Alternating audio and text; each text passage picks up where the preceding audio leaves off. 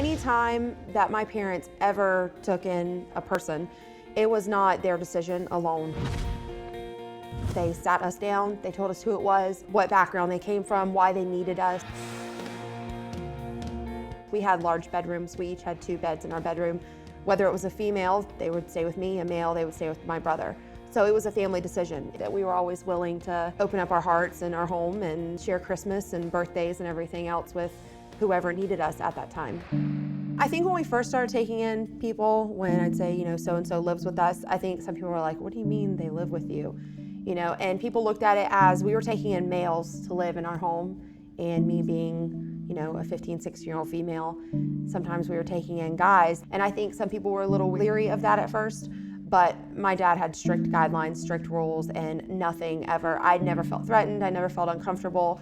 But I think from the outside in, if people didn't know our entire story, it probably was a little fishy at first. But my dad was always very careful, not to leave me and a person home alone or anything like that until we knew the person. But most of the time, my dad knew the person very, very well. My mom knew the person before they moved in. He met them through youth group and stuff like that.